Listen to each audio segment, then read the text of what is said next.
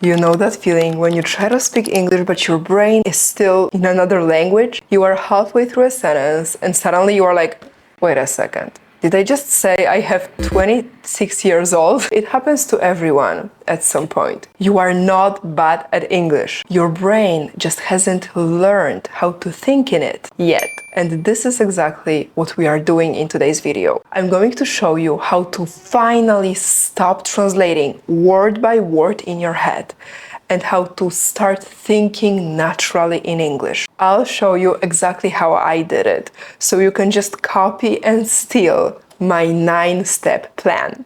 Hi guys, welcome back to my channel, Wanna Speak by Veronique. My name is Veronica, I am from Poland, and I used to translate word by word, and it took me years to realize what I'm about to share with you in today's video.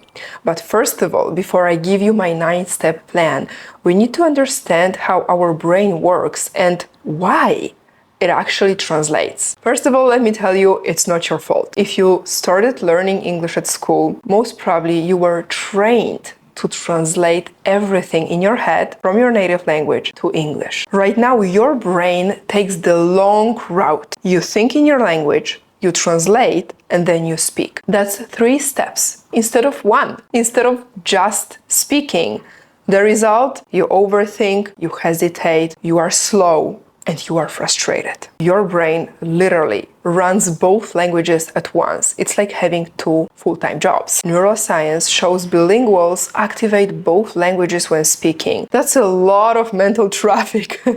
But there is a good part. Your brain can rewire. Thanks to neuroplasticity, you can train a new pathway. So every time you speak directly in English, you build that shortcut. So our goal is to build a new route. Thought, English, speaking. That's it. Simple, fast, effective. How do we do that? Let's go. Step number 1, catch it and flip it. A lot of my students, when speaking, they stop themselves and they are like, wait a second. How do you say it? And this is the moment when you catch it and you flip it. This is the moment when I tell them, don't think about your native language. Don't even bring it to your mind. How an English native speaker would say it. How an American would say it. And they are like, oh yeah, of course. And they simply start flowing. And even when you don't know how an American would say this, you can start describing what you mean, explaining what you mean. This is this part of flipping it, okay? This is where real learning happens. You don't have to know all of the words. This is how you are training your brain to create new English patterns instead of old translation habits. What do we do when we don't like a habit anymore? We break it. Number 2, maximum input. Stay immersed. You are not going to watch passively. You are going to practice comprehensible input. So, if it's too easy, you're gonna get bored. You're gonna be like, yeah, I understand everything. If it's too difficult, you're gonna get frustrated and overwhelmed. It's not gonna motivate you. So what you want to do is to find the sweet spot when it's a little bit challenging, not too easy, not too hard. This is comprehensible input. So when we connect comprehensible input with full immersion, meaning you want to be surrounded by English, you want to have it in your life, you want to feel it emotionally. This is full immersion.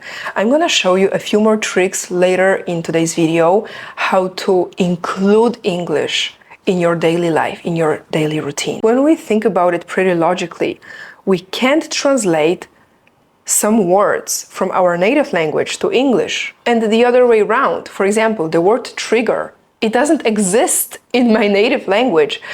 Literally, when I want to say I'm triggered in Polish, I can't. I'm gonna say something like jestem striggerowana. It's kind of similar to English because it was borrowed from English. So it's one more proof that it doesn't make any sense to translate everything from your native language to English because it slows you down and it's not effective because some words cannot be translated. Number 3, learn chunks, not words. Now, what are chunks? Vocabulary chunks are ready-to-go phrases. For example, at the end of the day, to be honest, take your time. So instead of learning the word time, I'm gonna learn the whole phrase.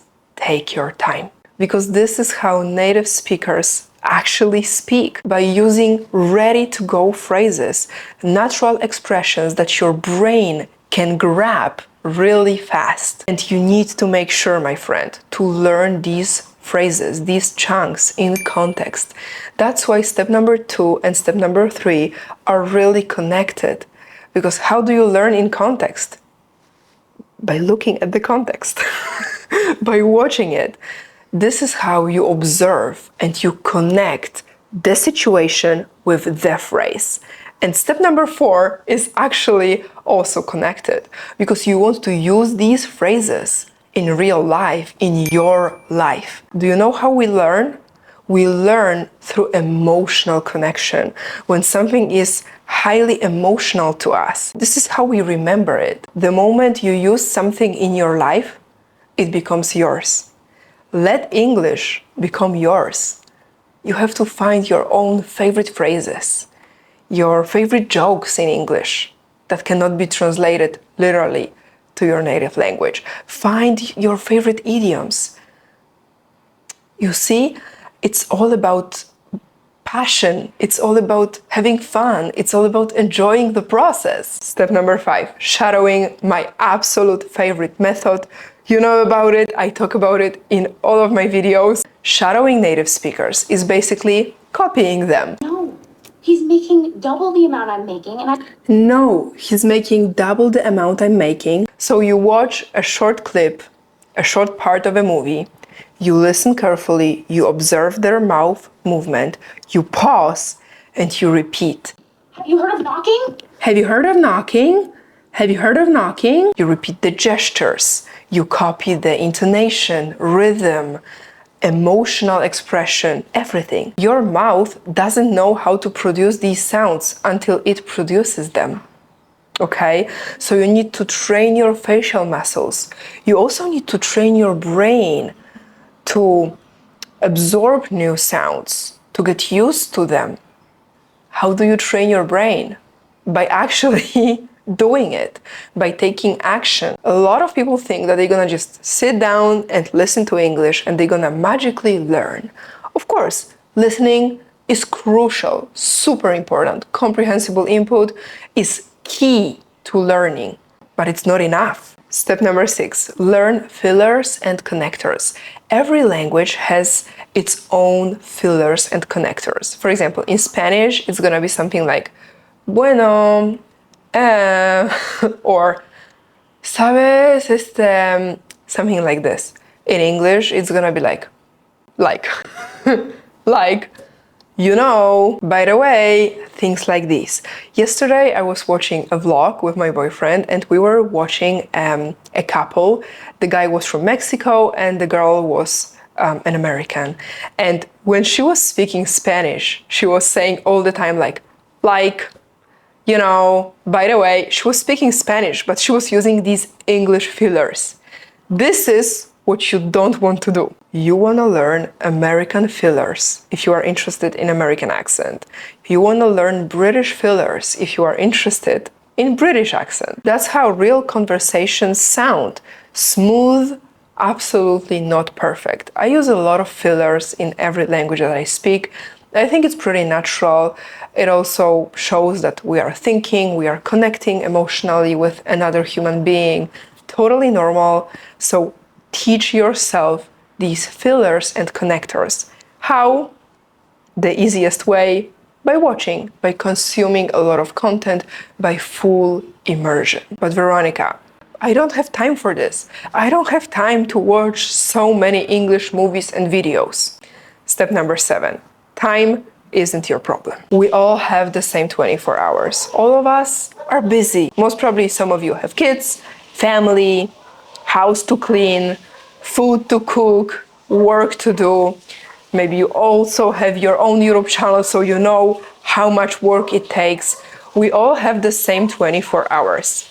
Use every small moment to teach yourself something new. For example, you can talk to yourself while cooking, you can think in English while walking, you can explain something to yourself while driving, you can record a short video of yourself, you can watch something when you walk on a treadmill at the gym. For example, right now I'm recording this video, my boyfriend is taking a shower, some dogs are barking outside. Does it stop me from talking to you, from practicing? No, it doesn't. Don't let your excuses stop you, please. Step number 8. Step number 8. What type of learner are you? Answering this question is going to help you a lot. For example, I'm a visual learner. I connect images with the language. Maybe you are an auditory learner. Maybe you need to listen to something. Then this tip, walking on a treadmill while at the gym and listening to English, is gonna work for you best. Maybe you are a kinesthetic learner. You learn through doing and moving yourself. For example, when I was studying at university, I had a friend who needed to go around her bedroom. She was like walking and walking and walking, and she was driving me nuts. I was like, can you just sit still and learn? And she was like, no, I can't. I need to move myself in order to learn. For me, for example, that wasn't really effective. I needed to see what I was learning. Or maybe you learn through reading and writing. Then making notes and maybe journaling, writing about your day, writing your to-do list, your goals in English is going to help you think in English. This is very personal. Adjust it to your life. Make sure you detect what kind of learner you are and incorporate English into your daily routine. Finally, my friends, step number 9, most probably the most important one. Fake it until you make it. Yes, you heard me. Act like someone who already thinks in English. Act like someone who's already so confident when speaking. This sends a message to your subconscious mind that I am this person already. Practice and practice and practice, because practice makes progress. Every time you push yourself to speak, your brain rewires faster. Every little practice, even 5 minutes, brings you closer to your goal. To wrap it up, guys, it's not about the talent, it's about consistency. It's about consistency and believing in yourself. I can do it. I am this person who already thinks in English, who expresses themselves freely and confidently, who uses English as a tool to make more money, to make new friends, to travel, you name it. If you found this video helpful, useful, let me know down below in the comments. See you in my next one. And remember, you got this.